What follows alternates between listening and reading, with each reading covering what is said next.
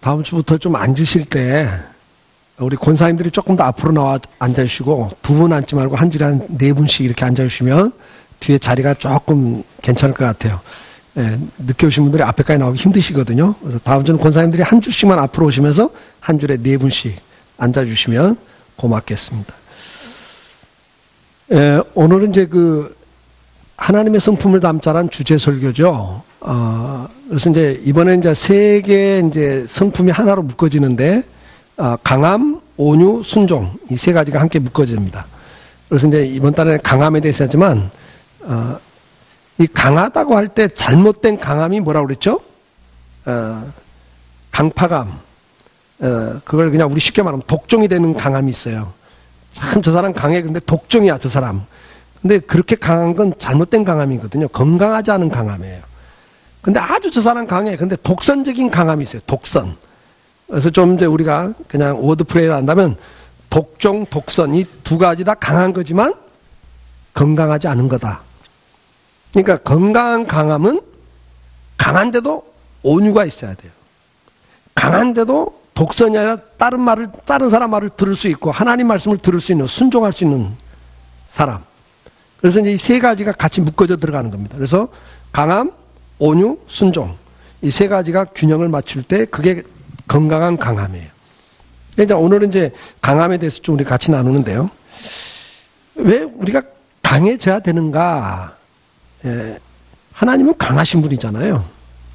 그 강하다는 말이 뭡니까?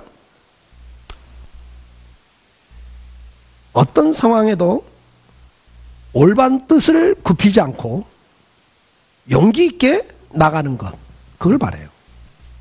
그러니까 다니엘처럼 자기 생명의 위협 앞에서도 자기 신앙을 지켜가는 거죠. 타협하면 되고 뭐 적당히 같이 이렇게 눈 감고 넘어가 주면 되는데 다니엘은 그 정적들이 뭐 털어서 먼지 안 나는 사람이 없는데 털어도 먼지가 안 나는 사람이에요. 너무 이렇게 이제 강직하게 살아요. 뇌물도 안 받고 뭐 이렇게 부당한 인사권도 행사하지 않고. 그러니까 다니엘의 정적들이 다니엘을 제거하려고 아무리 찾아도 없으니까 하나밖에 없다. 다니엘을 제거할 수 있는 신앙 문제 건들지 않고 저 사람은 제거할 방법이 없다. 저 사람은 신앙 문제를 걸면 걸릴 사람이야. 그래서 이제 신상을 만들어 놓고 거기 절하도록 왕을 충동해서 그런 법을 만들잖아요. 그리고 그 신상 앞에 절하지 않으면 반역죄로 죽이도록. 그러면 틀림없이 다니엘은 저거 신앙 지키기 위해서 절하지 않을 거다. 우상 앞에 절하지 않을 거다. 정적들이 다니엘의 신앙까지 다 알고 있는 거예요. 그걸 빌미로 다니엘을 제거하려고 법을 만들죠. 법조항에 조문을 찍어요, 왕이. 신하들한테 속아서. 근데 그걸 알고도 다니엘이 그날도 창문을 열어놓고 하나님께 기도하고 있는 거예요. 그것이 강함이에요. 우리는 인생을 살면서 빌립보서에서 강의할 때 수차례 이야기한 것처럼, 지난주에도 말씀드린 것처럼 우리 인생을 살면서 고통이 있습니다. 경제적인 고통, 질병과 죽음의 고통, 그리고 서로 미워하고 상처를 주고받으면서 갖는 갈등의 고통들. 뭘 해도 만족이 없는 허무한 그런 고통이 죄 때문에 우리에게 왔다 그랬어요. 그럼 이 고통을 겪으면서 그 모든 고난 속에서도 신앙을 지켜가고 자기 삶을 지켜갈 수 있는 게 강함인 거예요. 강함이 있어야 돼요. 강함이 없으면 나약해지면 어떻게 됩니까? 그 환경 앞에 좌절하죠. 절망하죠. 인생을 그래서 포기하기도 하고, 어떤 사람들은 그 인생을 때문에 어때요? 지존파처럼 극단적인 어떤 선택을 하기도 하고 인생을 망가뜨리는 결과를 빚잖아요. 이제 그런 면에서 우리는 강함이 필요한 거예요. 우리가 자녀들을 키우면서도 강하게 키워야 되는 거예요. 근데 그 강함에는 두 가지 함정이 있다 그랬죠. 하나는 독선이고 하나는 뭐예요? 독종이 되는 거예요. 잘못 강해지면 사람이 완전히 강팍해집니다. 피도 눈물도 없이 자기만을 위해서 사는 사람이 되고 말잖아요. 부모도 없고 형제도 없고 막 이런 독종이 되겠습니까? 그건 강한 게 아니죠. 잘못된 거예요. 아니면 뭐 독선으로 가면 안 되죠. 끝까지 자기 주장 굽히지 않고 누구 말도 안 듣고 이런 독선으로 가는 것도 강한 건 아니죠. 잘못된 강함이죠. 이제 우리가 그것을 탈피하고 하나님이 말씀하시는 강함으로 가려면 어떻게 해야 되는가? 자, 우리가 강함이라고 할 때는 육체적 강함이 있고 정신적 강함이 있어요. 오늘날도 이걸 위해서 우리는 많은 노력을 합니다. 육체가 병들면 안 되니까 강해야 된다. 운동도 하고 뭐 음식도 조절하고 얼마나 많은 노력을 합니까? 강해지기 위해서. 근데 이제 현대인들이 이것만이 아니거든요. 너무 스트레스가 많으니까 이제는 뭐 하죠? 마음도 좀 평안하고 어떤 상황에도 흔들리지 않게 마음을 좀 붙잡아야 되겠다. 그래서 마인드 컨트롤에 대해서 많은 것들이 나옵니다.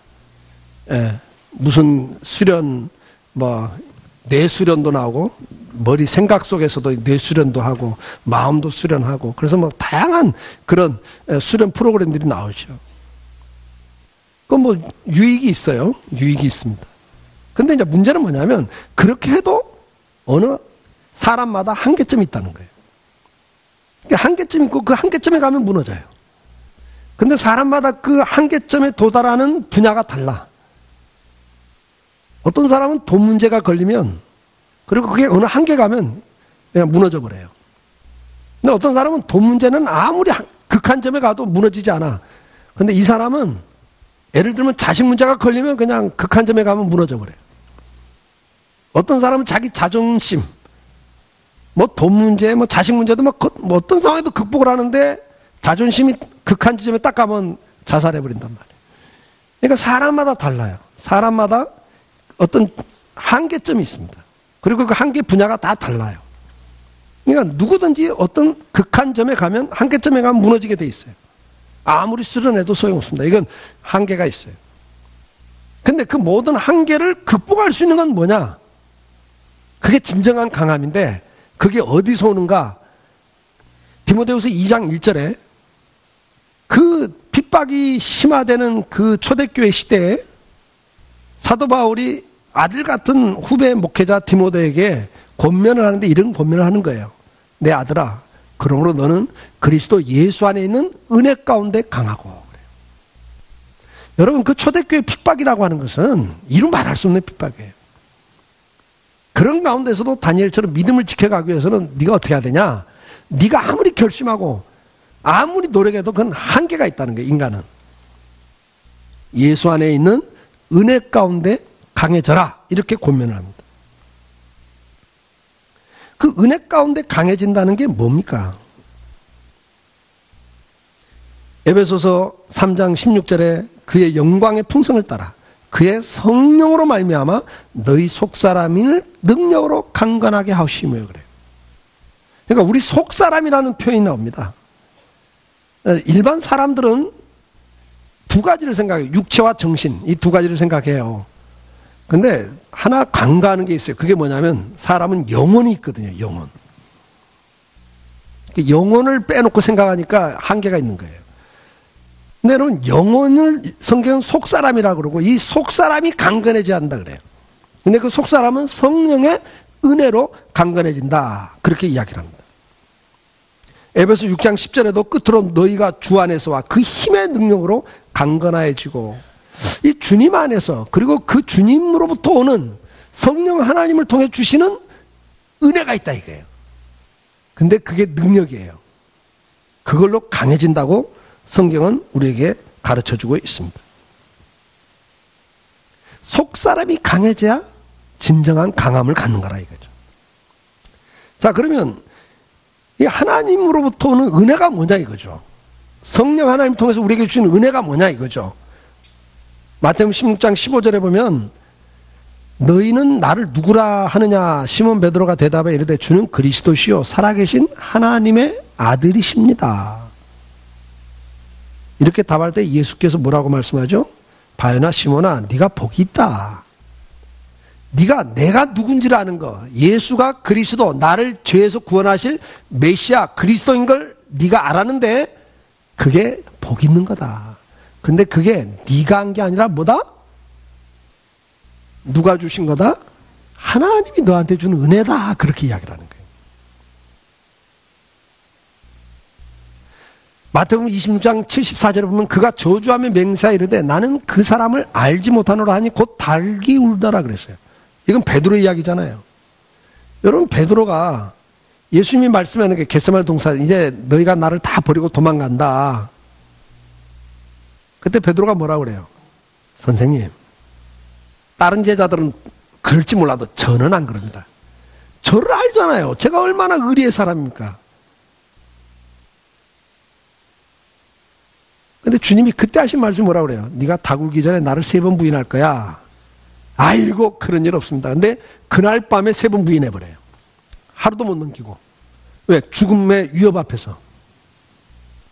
그 권력가들 앞에서 예수님이 재판받는 모습을 보면서 그 권력의 힘 앞에 이 어부 출신 베드로가 그냥 나약해져 버린 겁니다. 예수를 모른다고 부인해버리는 거예요. 이게 인간이에요. 그러니까 사람마다, 베드로 아시잖아요. 예수님 잡으러 오니까 막 칼 빼들고 앞장서서 막 예수님 지키겠다는 사람이에요. 그 정도 용기가 있어요. 근데 보니까 베드로가 권력 앞에 가서는, 진짜 권세자들 앞에 가서는 고개를 숙여버리는 거예요. 뭐 대통령 어쩌고 막 욕하다도 청와대 한번 들어가 보세요. 그렇게 욕할 수 있는 사람 몇 명이나 돼요, 여러분 가운데. 예? 그 앞에 가서도 뭐 바른 말해요? 그렇게 쉽지 않아요, 여러분. 그러니까 그런 권력의 현장 앞에 가면 무너질 수 있는 게 사람이고, 어떤 사람은 돈 앞에 가면 그냥 큰 소리 치다가도 몇십억 안겨주면 그냥 꿀꺽하고 끝내는 사람 있잖아요. 그러니까 그건 사람마다 큰 소리 칠 게 없어. 다 약점이 있잖아요. 이게 지금 성경을 이야기하고 있는 거예요.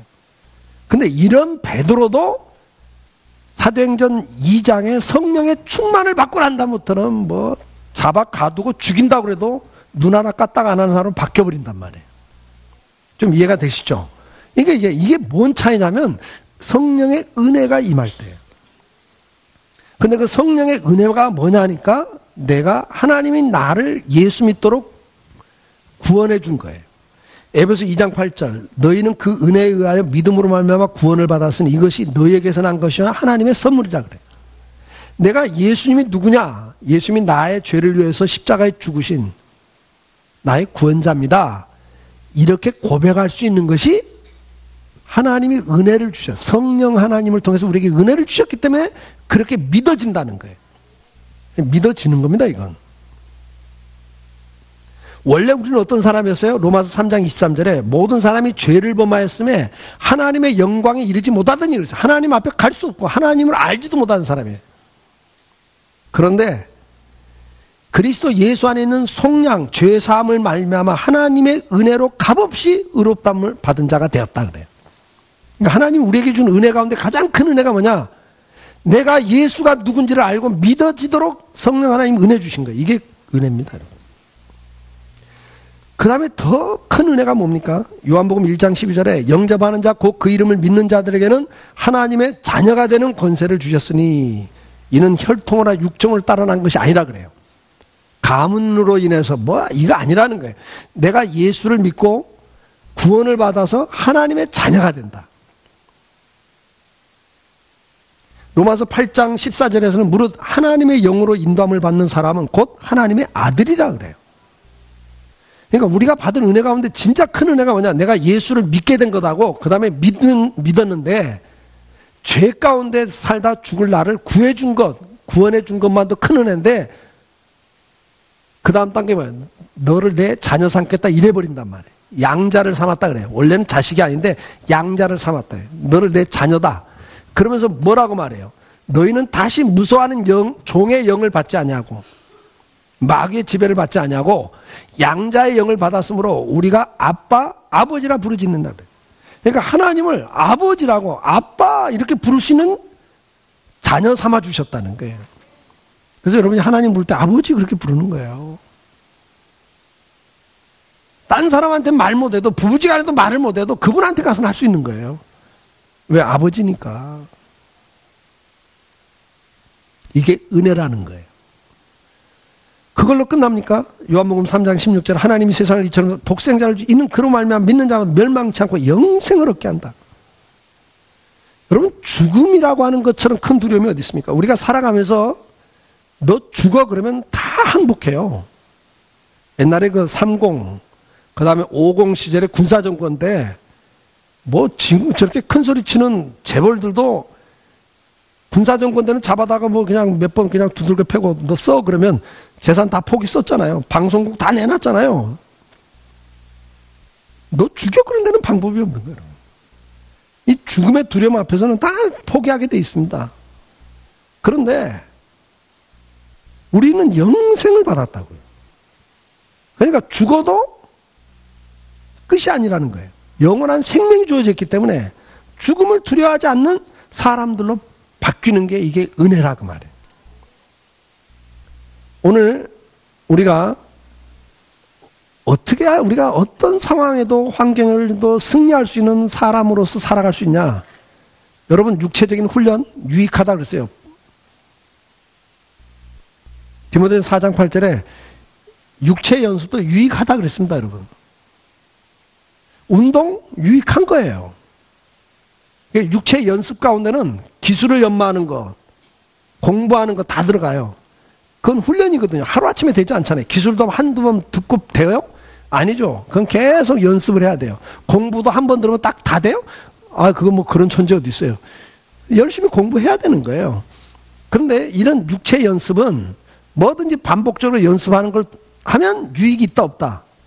있죠.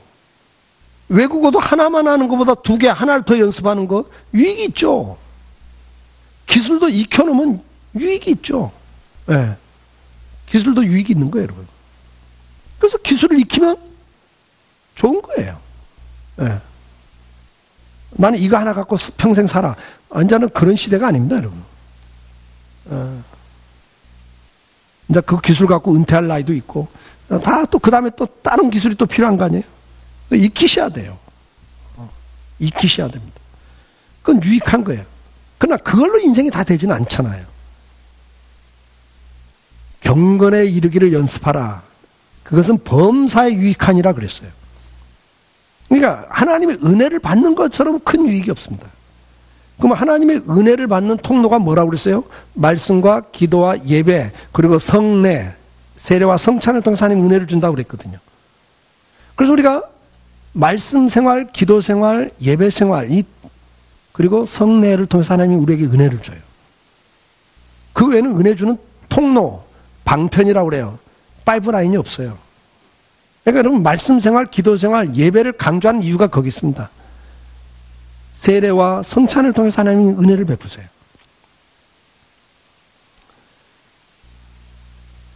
그것을 여러분들이 사모하셔야 돼요. 저도 이제 개인적으로 보면 굉장히 내성적인 사람입니다. 그리고 아주 소심해요. 아주 겁이 많아요. 운동도 부딪히는 운동을 싫어합니다. 왜? 부딪히고 막 이런 걸 아주 싫어해요. 왜냐하면 겁이 많아서 그런 거예요. 아주 겁이 많습니다. 그렇게 안 보이십니까? 저는 사실 겁이 많아요. 그래서 무슨 말 하고 싶어도 안 할 때가 더 많습니다. 왜? 그 말을 했을 때 상대가 어떻게 생각할까? 그 다음에 어떤 결과가 올까? 막 이런 거 생각하다가 이게 안 하고 말아. 제가 막 뭐 싸우는 거 보셨어요, 여러분? 우리 집사람하고 싸우지만 여러분들하고 싸우는 거 봤어요? 싸우는 것 자체도 싫어합니다. 그러니까 운동도 과격한 운동 싫어하고요. 그 다음에 어느 정도냐면 운동이 대부분 다 같이 하는 거 아니에요. 같이 하면 이제 상대편을 공격해서 내가 점수를 따야 이기는 게 대부분의 운동이잖아요. 그러면 그 상대편이 약점을 자꾸 공격을 해야 되는데 나는 그것 자체가 싫은 거예요. 남 약점 공격하는 것 자체가 거부감이 있어요. 그래서 뭐 이렇게 뭐 탁구든 뭐 테니스든 뭐 이런 운동 막 약점을 치고 막 그래갖고 상대가 못 받아갖고 막 점수를 따야 되니까 그만 좋아하는 게 아니에요. 오히려 미안해 그래놓고 미안하다. 남의 약점 공격하는 거 싫어합니다 제가. 그냥 혼자서 자기 하는 운동. 그래서 옛날에 보링한 거예요. 내 점수 내가 내는 거예요. 내 실수하면 내가 점수 못 나고, 내가 잘하면 점수 나고. 그러니까 내 점수 내가 내는 운동만 제가 좋아해요. 다른 운동 별로 안 좋아합니다. 그 정도 제가 소심하고 내성적인 사람이에요. 그런데 하나님 은혜가 임하면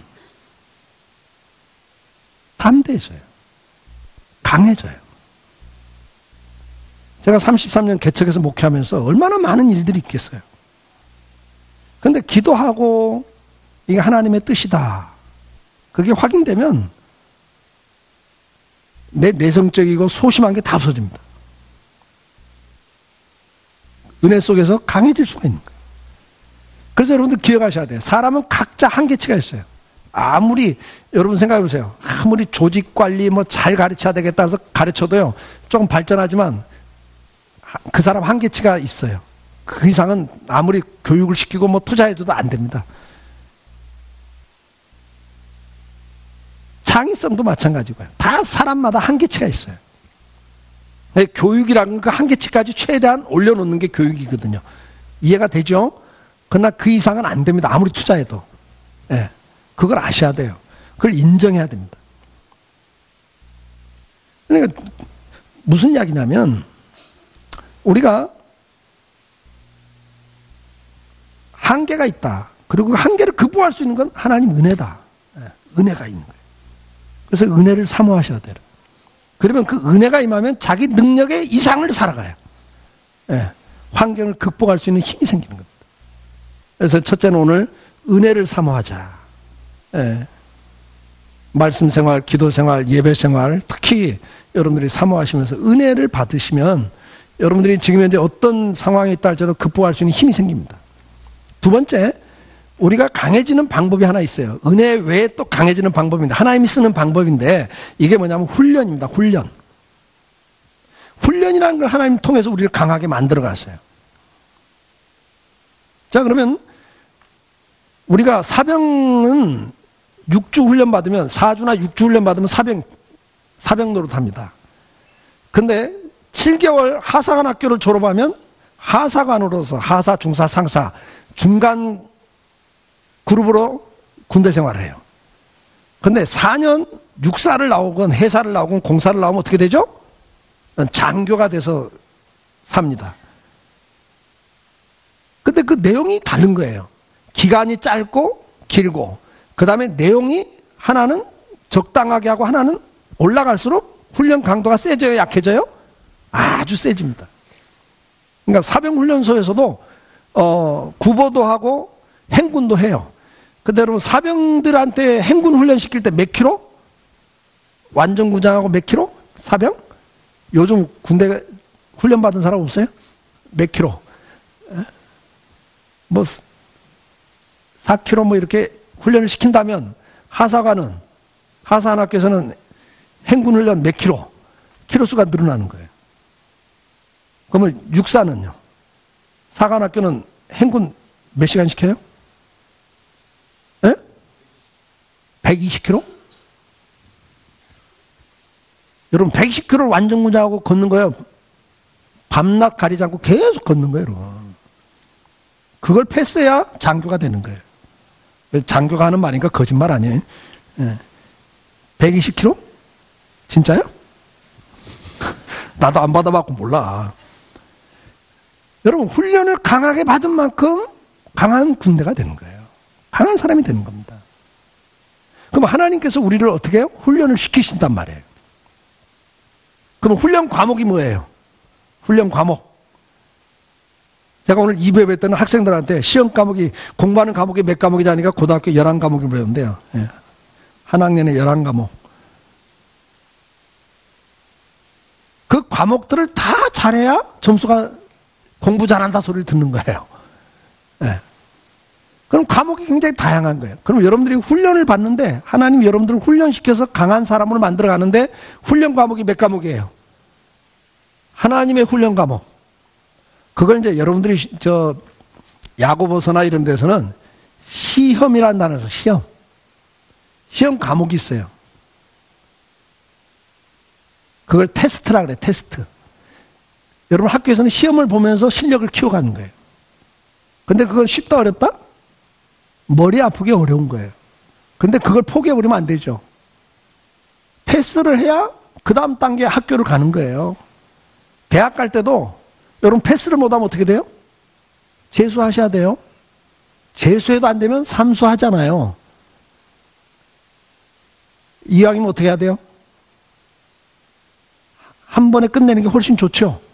그러나 그게 마음대로 안 되니까 재수, 삼수, 사수도 하는 거예요. 그럼 여러분 보세요. 지금 훈련이라는 건 뭐냐면 하나님께서 여러 과목을 통해서 여러분을 훈련시켜요. 근데 대표적인 과목이 뭐라고요? 인생에서 당하는 고통이니까 고난이 테스트란 말이에요. 시련. 시련이라는 단어를 써요. 근데 그거 원어상으로는 테스트예요. 마귀는 시험이라는 단어를 씁니다.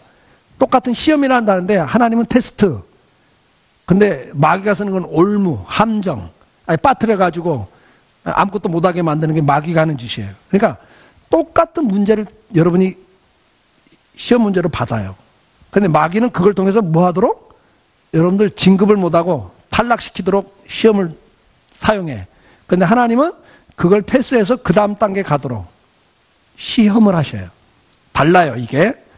그러니까, 근데 똑같은 게 뭐냐면 문제는 여러분 인생의 문제들이에요. 가장 대표적인 게 경제적인 문제, 질병의 문제, 갈등의 문제, 허무함의 문제라고 그랬잖아요. 여러분 가정에 한 사람이 중병에 걸리면 가정 전체가 무너집니다, 여러분. 정상적인 활동이 사역이 생활이 안 되는 거예요. 인생의 중요한 문제들 중에 하나가 질병의 문제고 또 뭐예요? 부부 갈등, 상처를 주고받아갖고 아주 그냥 결정적인 과정까지 가면 끝장이 나잖아요, 여러분. 아니면 막 살인도 해버리잖아요. 이런 인생의 문제들이 다 뭐라고요? 실은 우리를 그런 과정을 통해 더 강하도록 만드는 시험 문제입니다. 근데 우리는 그걸 시험 문제로 보지 않는 거예요. 어쩌다가 내가 이런 인생을 사나? 이거 부모 잘못 만나가지고 요즘 애들은 그냥 걸핏하면 부모 잘못 만나고 그래요. 이건 누구 때문에? 당신 때문에? 아니에요. 지금 하나님은 그 문제를 통해서 우리를 성장시켜 가셔요. 생각을 바꾸게 하시고 태도나 습관이나 버릇을 바꾸게 하시고 아니면 가치관을 바꾸게 하셔서 결국은 더 성숙한 하나님의 사람을 만들고 이 세상을 좀 더 성숙하게 살아갈 수 있는 건강한 시민을 만들어 가시는 거란 말이에요. 그래서 여러분 이 훈련을 잘 받으셔야 됩니다. 그 훈련을 받기 위해서는 어떻게 해야 돼요? 로마서 5장 3절에 다만 이뿐 아니라 우리가 환난 중에 즐거워하나니 그랬어요. 여러분 환난이라는 건 인생의 고난입니다. 고통들입니다. 이걸 당할 때 뭐 하라고요? 즐거워하라는 거예요. 왜? 이걸 통해서 하나님이 나를 어떻게 하신다? 전환시키시고 성장시키시고 더 강하게 만들어 가신다. 더 폭넓은 사람을 만들어서 더 영향력 있는 삶을 하나님의 영광을 드러낼 수 있는 삶을 살도록 만들어 가신다는 거예요. 근데 저나 여러분이나 고통을 좋아하는 사람 하나도 없습니다. 빨리 피하고 싶고 빨리 지나가고 싶은 거예요. 그런데 성경은 뭐라고 가르쳐요? 즐거워하라는 거예요. 즐거워하라. 어렵죠? 왜냐? 환난은 인내를 만든다. 사병은 4km 행군한다고 칩시다. 근데 장교는 12km. 그러면 여러분요, 장교나 사병이나 똑같은 사람이에요. 그러니까 그거 걸려면 죽을 맛이거든요. 중간에 낙오돼갖고 육사 그만두고 회사 그만두는 사람들도 나옵니다. 힘들어서 못하는 사람이 있어요. 그런데 그걸 견디면 뭐가 돼요? 인내를 배워요, 인내. 지금 내가 경제적인 문제 때문에 정말 힘겹게 씨름을 하고 있잖아요. 근데 이거 극복을 하면 그 다음에는 조금 더 큰 경제적인 문제 와도 그렇게 데미지가 크지 않습니다. 여러분. 처음에는 사니 못 사니 그런 문제들이에요. 근데 그거 한번 겪고 나면 그 다음에는 그거보다 좀 더 큰 거 와도 또 넘어가겠구나. 또 해볼만 하겠구나. 생각이 든다 안 든다. 들어요, 여러분. 듭니다. 들어요.